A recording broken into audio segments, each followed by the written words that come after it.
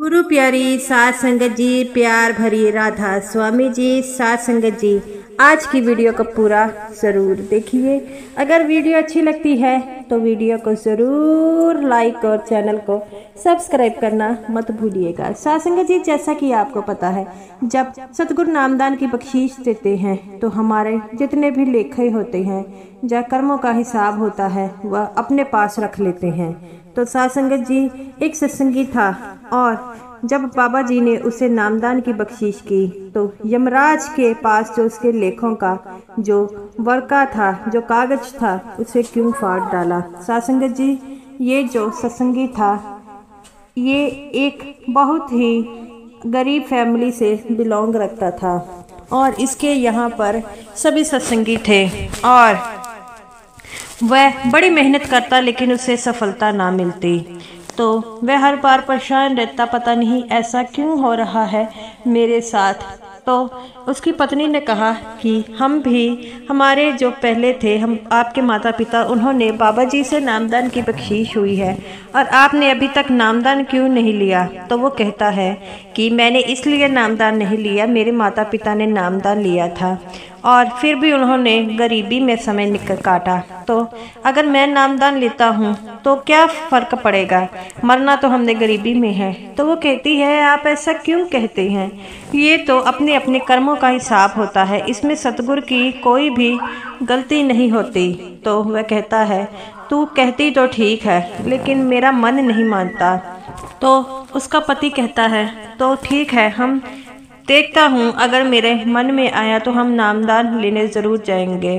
तो उसकी पत्नी कहती है, आप ऐसा क्यों सोचते हैं, सतगुरु तो सब पे रहम करते हैं, क्या पता वह भी हमारे कर्मों का हिसाब किताब जो है सही कर दे। तो वो कहते हैं, ठीक है, हम ऐसा ही करते हैं। तो वह दोनों पति पत्नी ने मन बना लिया कि हम दोनों नामदान लेने जाएंगे। और दोनों जब पर्ची लेने गए तो दोनों को पर्ची ज़रूर मिल गई और पर्ची लेने के बाद जब नामदान की बारी आई, वह दोनों पति पत्नी तैयार होकर नामदान लेने गए। तो उसका पति अपनी पत्नी से कहता है कि मैं तेरे कहने पर नामदान तो लेने चला गया, तो क्या पता बाबा जी हमें नामदान जो है ना दे। तो वो कहती है, आप ऐसा क्यों सोचते हैं, अगर हमारे कर्मों में नामदान की बख्शीश होगी तो बाबा जी हमें नामदान ज़रूर देंगे। तो ऐसे ही वह नामदान लेने गए। जब वह नामदान लेने गए, उस आदमी को बाबा जी के सामने किया गया। तो बाबा जी कहते हैं, बेटा तेरे कर्म बहुत भारी हैं। तो वो कहता है, सतगुरु मुझे पता है, मेरे जो 4 पीढ़ियां हैं उन्होंने अपना जीवन गरीबी में ही काटा है। तो बाबा जी कहते हैं, बेटा उन पीढ़ियों के कर्म अपने साथ हैं, पर तेरे कर्मों बहुत भारी हैं। तो वो कहता है, बाबा जी आप ऐसा कैसे कह सकते हैं कि मेरे कर्म भारी हैं।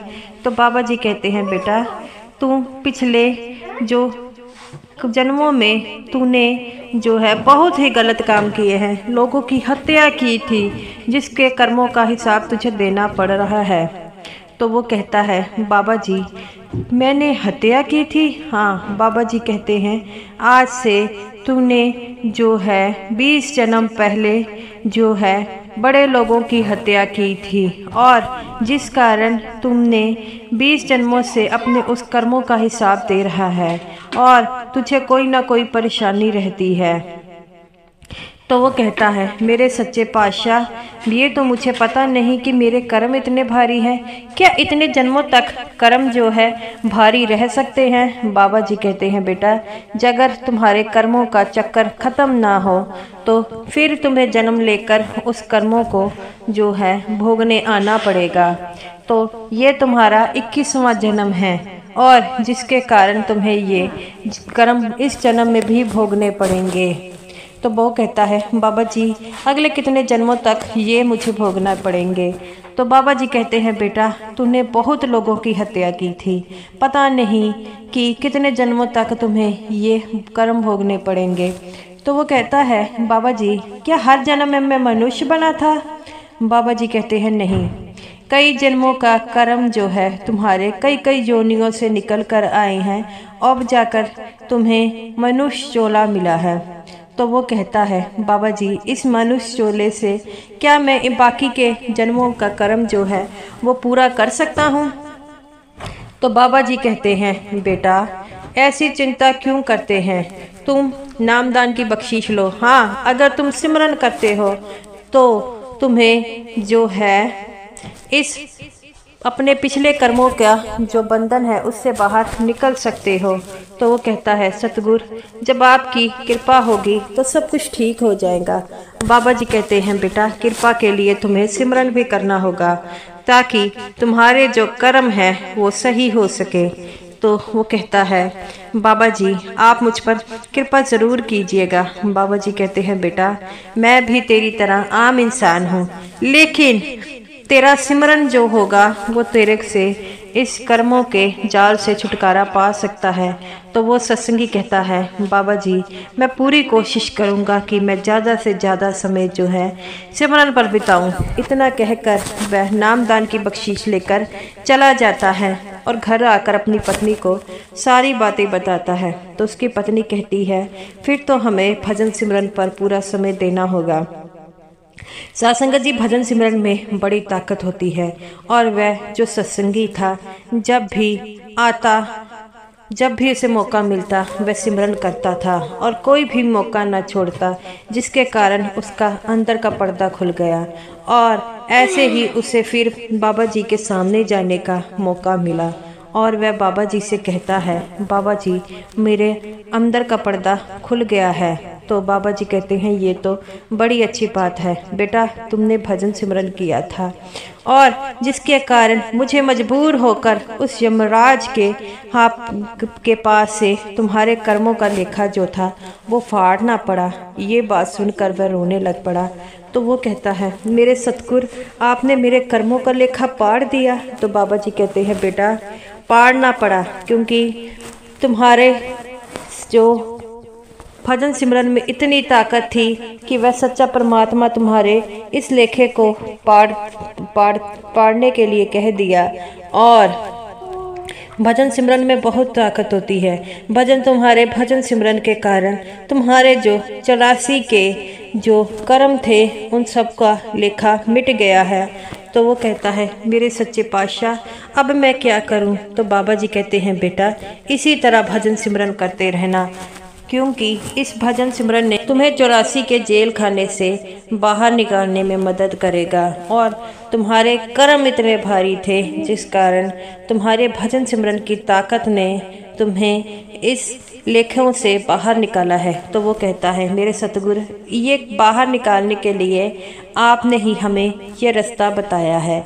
अगर आप मुझे ये रास्ता ना बताते तो मैं इस 84 के जेल खाने से अपने कर्मों से कभी बाहर नहीं निकल पाता। बाबा जी कहते हैं कि मैं तो सिर्फ रास्ता बताता हूँ, बाकी सब कुछ करने वाला वो इंसान होता है।